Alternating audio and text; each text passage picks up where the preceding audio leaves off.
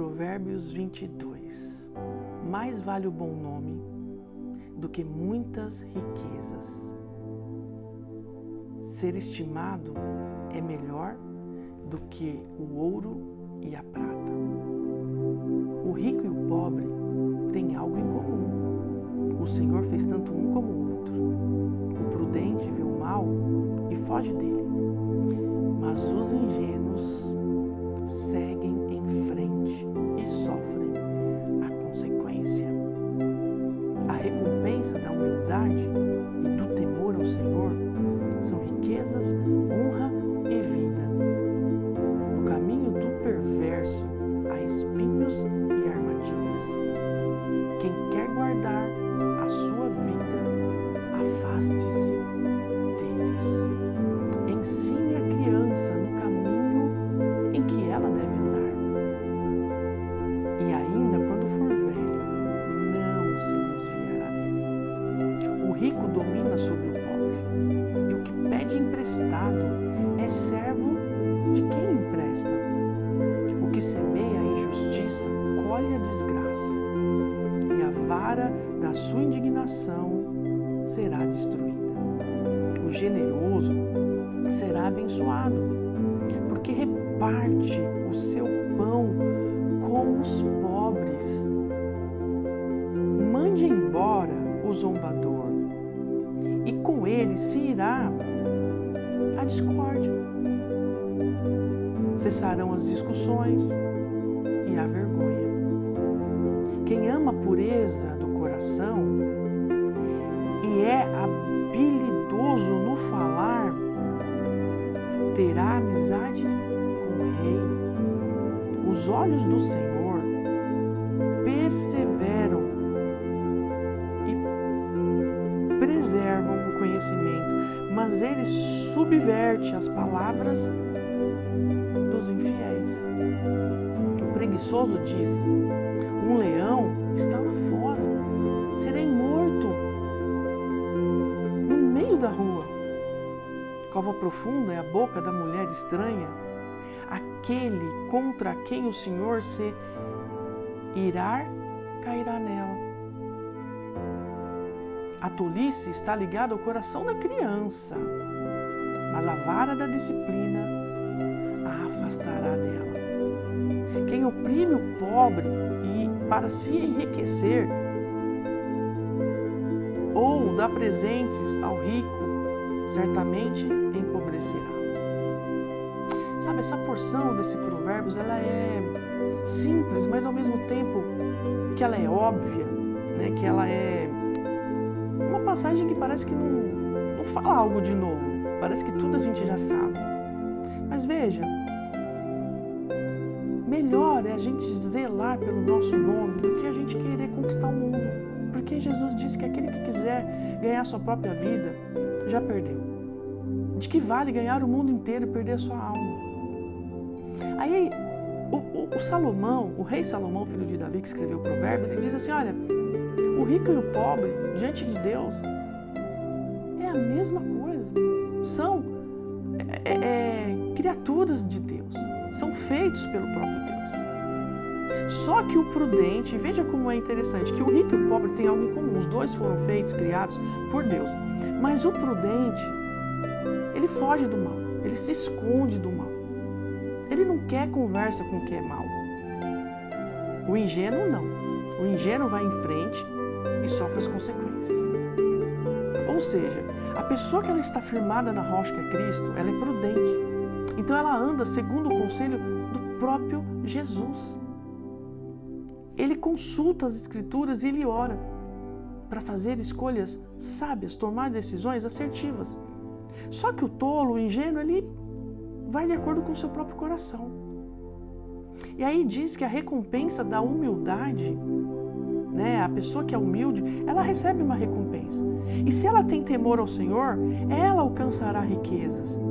Só que nessa riqueza do ouro e da prata, é uma riqueza espiritual, a qual Deus já preparou para nós. Uma vida em abundância. Apesar de termos aflições, apesar de muitas vezes passarmos por necessidades. Mas em Deus nós somos ricos, plenos nele, porque temos paz com o nosso não somos mais inimigos. Fomos resgatados pelo amor de Cristo, pelo amor desse Deus, não é? E aqui diz que no caminho do perverso há espinhos e armadilhas. Porque não dá para ser uma pessoa ruim e achar que vai ter paz, e achar que vai viver tranquilo. Não, a palavra garante que quando uma pessoa ela decide viver na sua perversidade, a vida dela é cercada por espinhos e armadilhas. Mas quem quer guardar a sua própria vida, afasta-se dos perversos. Porque quando a gente anda muito com gente sem noção, gente ruim, gente sem Cristo, logo a gente se contamina. Logo a gente se machuca nos espinhos e cai nessas armadilhas. Então nós temos que andar com gente crente, com gente séria com Jesus. Aí diz assim, ensine a criança no caminho que ela deve andar. Porque ainda quando ela for velha, essa criança chegar à maturidade, ela não vai se desviar do caminho do Senhor. É óbvio que nós vivemos num mundo onde muitas influências acabam nos afastando do caminho do Senhor. Mas, se a gente ensinar a criança, o novo convertido, aqueles que ainda adultos, mas estão chegando agora, né, estão conhecendo Jesus agora, se a gente ensinar a palavra, não se apegar a temas, não se apegar a um assunto específico, mas ensinar a palavra, quem é Cristo, quem é Deus, o porquê que Ele morreu, porquê que a Bíblia fala o que fala, do jeito que fala, vai ser mais difícil das pessoas se desviar, né? Aí continua, o rico domina sobre o pobre.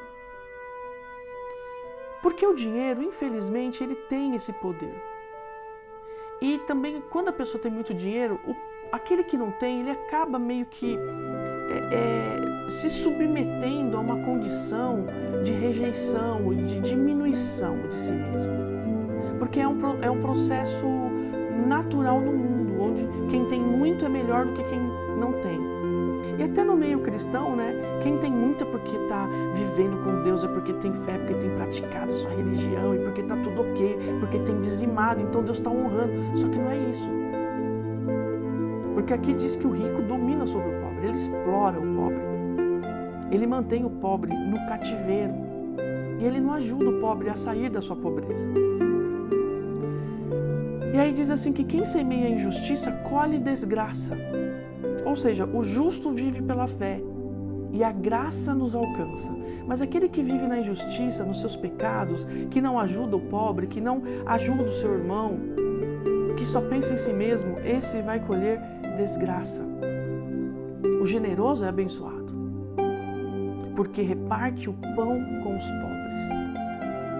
Sabe, acho que a coisa que mais agrada ao Senhor Jesus é quando a gente se dispõe do que temos em favor do próximo. Igual está escrito lá no Evangelho de Jesus, conforme escreveu Mateus, quando Jesus diz assim, vinde a mim, benditos do meu Pai. Vocês que quando eu tive fome me deram o que comer, quando eu tive sede vocês me deram água para beber, quando eu estive nu vocês me vestiram, quando eu estive preso vocês foram me visitar. Então isso agrada o coração de Deus. Jesus, ele não está preocupado com nada que se relacione a dinheiro, tanto que quando ele foi ao templo, não tinha dinheiro, tinha animais lá com defeitos, e ele começa a dar chicotada, e ele começa a expulsar os cambistas, a quebrar as mesas, a jogar fora os pombos, os animais com defeitos que ele viu, porque ele não está preocupado com isso. Deus nunca requereu de nós sacrifício. Deus sempre quis obediência, tanto que no Éden, Deus condenou a humanidade por falta de obediência. Porque Deus criou tudo para nós. Deus, quando Ele fez o universo, quando Ele estabeleceu ordem no caos, Ele entregou tudo para nós. Nós só perdemos o nosso governo sobre a criação porque nós ouvimos a voz do inimigo, da serpente. Então, que nós possamos nos indignar e que nós possamos lutar e que nós possamos nos afastar das coisas que nos afastam, que nós possamos deixar de ser tolos, que nós possamos estar com o nosso coração ligados em Cristo. Que fora de Cristo, a vara da disciplina vai pesar nas nossas costas. Então que nós possamos meditar nessas coisas em nome de Jesus e amadurecermos, crescermos na graça e no conhecimento do amado Jesus Cristo.